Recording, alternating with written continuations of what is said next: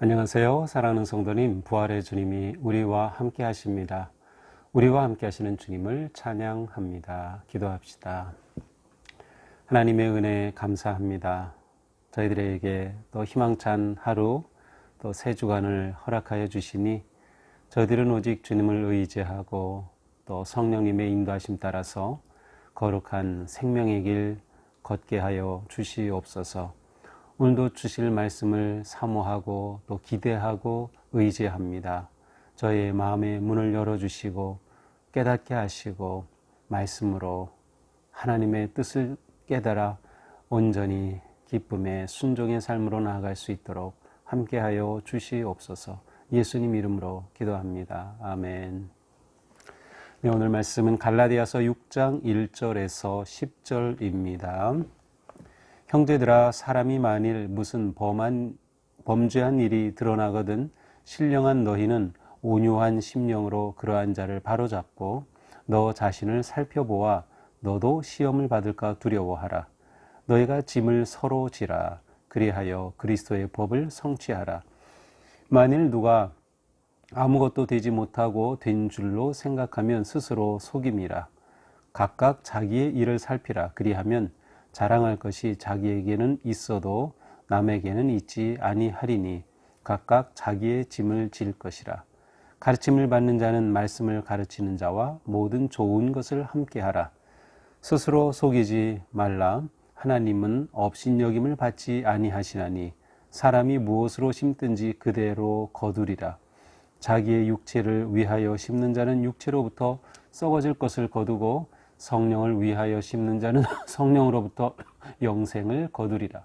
우리가 선을 행하되 낙심하지 말지니 포기하지 아니하면 때가 이름에 거두리라. 그러므로 우리는 기회 있는 대로 모든 이에게 착한 일을 하되 더욱 믿음의 가정들에게 할지니라. 아멘. 자, 이제 갈라디아서의 이제 마지막으로 향하면서 사도 바울은 그리스도인의 삶의 원리라고 할까요? 예, 아주 중요한 말씀을 보여주고 있습니다. 이제 어제 그저께 말씀을 통해서는 이제 우리는 예수 그리스도 안에서 자유함을 얻은 그러한 성도이다. 따라서 복음으로 인해 얻은 이 자유를 육체의 기회로 삼지 말고 그 자유를 방탕과 이 세상의 것을 쫓는 데 사용하지 말고 오직 서로 사랑함으로 종노릇하라는 말씀이 있었고요. 그리고 이제 어제 본문에서는 우리가 잘 아는 성령의 9가지 열매에 관한 말씀이 있습니다. 그래서 성령으로 행하는 삶 속에 이와 같은 열매를 맺어야 한다라고 말씀을 했죠. 자, 이제 오늘 본문에서는 이러한 그 삶의 핵심 곧 성령을 따라 사는 그러한 삶 곧 자유인의 삶의 모습이 어떠해야 하는가를 잘 이제 보여주고 있습니다.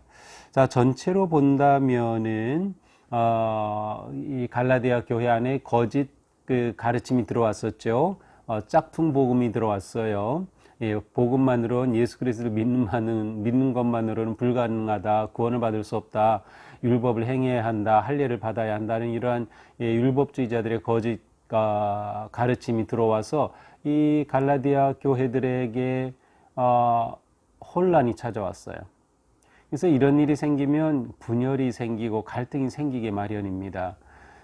그래서 이제 사도 바울은 이러한 상황 속에서 관계에 초점을 두면서 오늘 말씀을 주신 것 같아요. 그래서 어떻게 이렇게 갈등이 생기고 분열이 생긴 상태에서 우리가 복음으로 바르게 세워져 갈 수 있을까에 관한 것이죠. 자, 먼저 1절에서는 바로 그들 가운데 무슨 범죄한 일이 드러나거든, 자, 죄에 빠진 자가 있다면, 여기서 죄에 빠진 자는 일반적인 의미도 가능하고 또 거짓 가르침에 넘어간 자라고도 할 수 있어요. 어쨌든 이렇게 죄에 빠진 자에 대해서는 어떻게 관계를 맺어야 합니까? 신령한 너희는, 성령님이 이끄는 삶을 사는 너희는 온유한 심령으로 그러한 자를 바로잡고 너 자신을 살펴보아 너도 시험을 받을까 두려워하라. 자, 온유한 심령으로 그러한 자를 바로잡으라. 이게 온유한 심령이 중요한 표현입니다. 바로 앞에 갈라디아서 5장 몇 절이죠? 23절에 보면 성령의 열매 가운데 온유가 있어요. 그러니까 이 성령의 열매를 내 삶에서 그대로 드러내라는 거죠. 온유함으로, 잘못한 자는 온유함으로 바로 잡아라. 사랑의 마음으로. 그저 정죄하고 비난하고 비판하는 것이 아니라 온유함으로 바로 잡아야 한다. 자, 뿐만 아니라 이것을 자신에게도 적용하는 겁니다. 우리가 흔히 말하는 반면 교사로 삼는 거예요. 그래서 너 자신을 살펴보아. 너도 시험을 받을까 두려워하라. 너도 그렇게 될 수 있다. 그러니 너 자신을 살펴보아야 한다. 자신을 살필 기회로 삼으라는 것이죠. 자, 또한 성도들 사이에 어떤 관계가 필요합니까? 2절, 서로 너희가 짐을 서로 지라. 그리하여 그리스도의 법을 성취하라. 자, 서로 짐을 져주라는 겁니다. 그렇게 하여 그리스도의 법을 성취한다. 그리스도의 법은 무엇일까요? 이제 구약에는 모세의 법이 있다면 사도 바울은 그리스도의 법이라는 아주 독특한 표현을 2번 사용하는데요. 그리스도의 법은 그리스도의 새 언약, 아니면 그리스도의 새 계명. 새 계명 하면 떠오르죠. 새 계명을 너희에게 주노니 서로 사랑하라. 내가 너희를 사랑한 것 같이 너희도 서로 사랑하라 하신 그 말씀. 자, 그러면 서로 짐을 짐으로 무슨 법을 성취하는 겁니까? 서로 사랑하라는 사랑의 법, 그리스도의 법을 이루게 된다. 그러니까 그리스도의 법을 성취하는 것은 서로 짐을 져주는 삶을 통해서 이루어진다는 것을 알 수 있습니다. 3절, 만일 누가 아무것도 되지 못하고 된 줄로 생각하면 스스로 속임이라. 이것은 아마도 거짓 교사들을 염두에 둔 것이 아닌가 생각이 돼요. 아무것도 되지 못하고 된 줄로 생각하면 사실은 실제로는 아무것도 아닌데 대단한 것처럼 우쭐대는 겁니다. 교만에 빠진 거죠. 그래서 그렇게 된 줄로 생각하는 건 스스로 속임이라. 자기를 제대로 모르는 겁니다. 스스로 속임이라. 그러므로 어떻게 해야 됩니까? 4절, 각각 자기의 일을 살피라. 그리하면 자랑할 것이 자기에게는 있어도 남에게는 있지 아니하리니 각각 자기의 짐을 질 것이라. 각각 자기를 살피라. 살피라 벌써 2번째 나옵니다. 1절에서도 나오죠. 잘못한 사람이 있을 때 온유함으로 그를 바로잡고 너 자신을 살피라. 그런데 여기서 또 살피라고 합니다. 그러니까 바울은 지금 성도들이 자기 자신을 잘 살펴서 말씀 앞에, 성령의 법 앞에 바로 세울 것을 기대하고 있음을 알 수 있어요. 자, 자기를 살펴라. 그래야면 어떤 일이 일어납니까? 자랑할 일이 자기에게는 있어도, 그러다 보면 자기에게서도 선한 일이 있죠. 성령의 열매다 있다, 좋은 일이 있다 하면 그것으로 끝내는 겁니다. 남에게는 있지 아니하리니. 이제 이 표현에서는 이게 무슨 뜻일까 좀 애매한데요. 새 번역 성경을 보니까 남에게 자랑하지는 않는다라고 번역하고 있어요. 그러니까 내게 선한 일이 보여도 그것으로 끝내는 거예요. 남에게 그것을 자랑할 필요 없다는 거죠. 그래서 자신을 살피는 것이 매우 중요하다. 자, 죄를 범한 사람에게 대해서는 어떻게 하라? 온유함으로 바로잡으라. 또 서로 어떻게 하라? 짐을 져줌으로 그리스도의 법을 성취하라. 자기 자신에 대해서는 어떻게 하라? 살피라. 그리고 다른 사람에게 자기를 자랑하지 말라.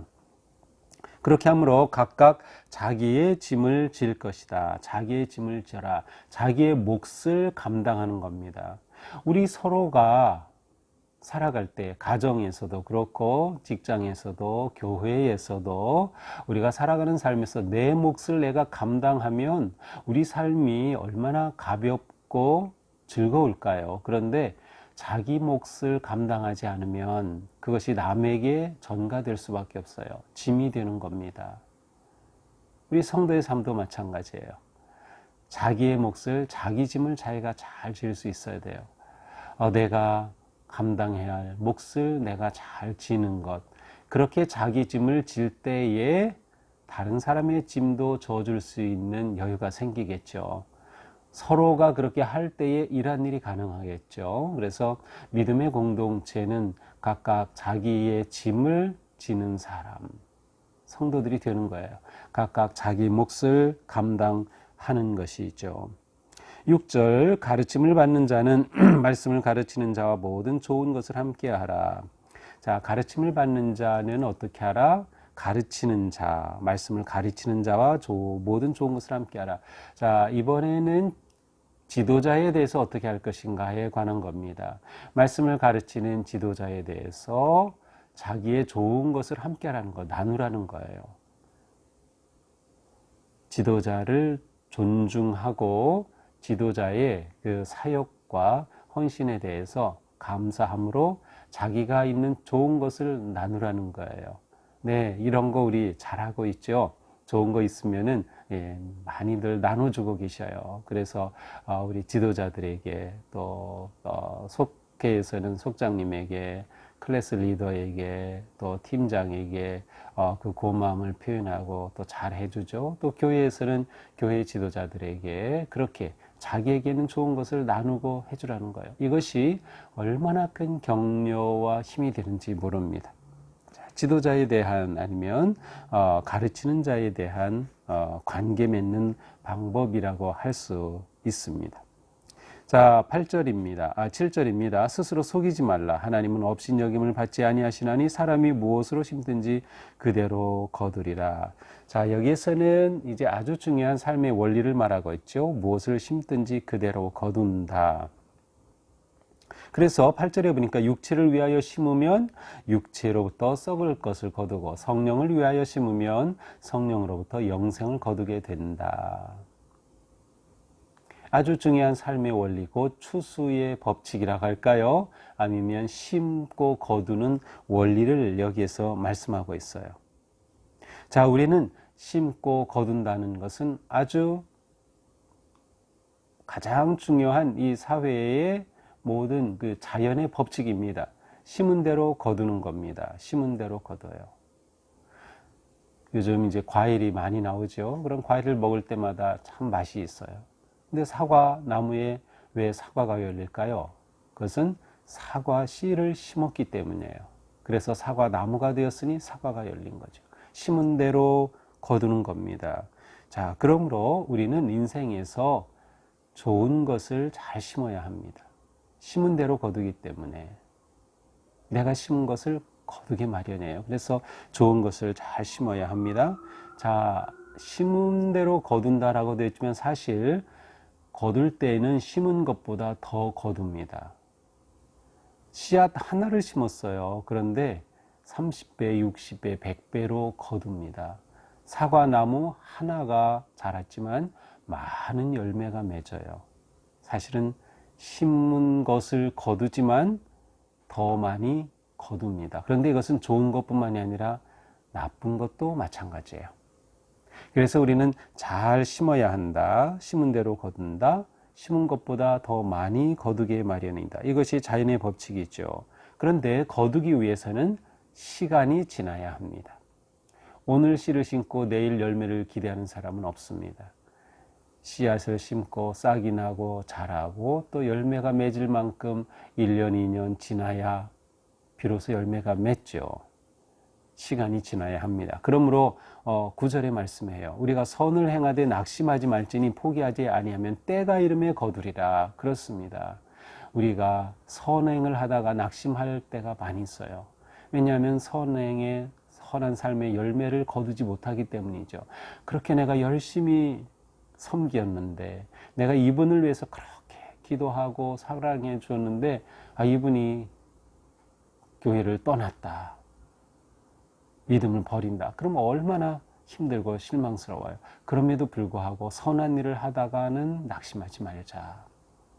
심은 대로 거두기 때문에 내가 선한 것을 심었다고 하면 때가 되면 거둘 것이다. 우리에겐 이 믿음이 필요해요. 그래서 선한 일을 하며 살아가는 성도들에게는 심은 대로 거둔다. 때가 되면 하나님께서 열매를 거두게 하실 것이다. 이 믿음이 매우 중요합니다. 그러므로 우리는 항상 선한 것을 심기에 힘써야 합니다.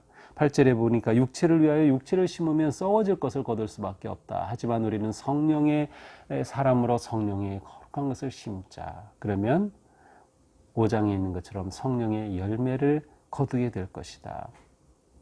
그러나 열매를 거둘 때가 있으니 낙심하지 말고 선행을 멈추지 말자. 10절 결론입니다. 그러므로 우리는 기회 있는 대로 모든 이에게 착한 일을 하되 더욱 믿음의 가정들에게 할지니라. 기회가 있는 대로 선한 일을 하여. 그래서 선한 일을 할 기회가 있을까 계속 찾아보는 겁니다. 어떤 어려움이 생긴다, 고난이 생긴다, 힘든 일이 있다, 선행을 할 기회입니다. 실제로 복음을 전도할 때에 어려움을 당한 분들, 힘든 일을 당한 분들에게 복음을 전하면 더 복음을 잘 받아들입니다. 왜냐하면 그 어려움 속에서 의지할 것이 필요하기 때문이죠. 우리는 이러한 선한 일을 할 기회를 계속 찾아야 합니다. 그리고 그 기회를 놓치지 말아야 합니다. 우리에게 일어나는 고난 기회가 될 수 있습니다. 어려움, 역경, 질병 모두 기회가 될 수 있어요. 우리가 선한 일을 할 기회이고 우리의 선한 일을 통해서 그 어려움을 이겨내고 회복되고 치유의 은혜를 경험할 수 있는 기회가 될 수 있는 것이죠. 그래서 우리는 이 세상에서 기회를 찾아 선행을 하는 일에 힘쓰는 성도가 되어야 하겠다.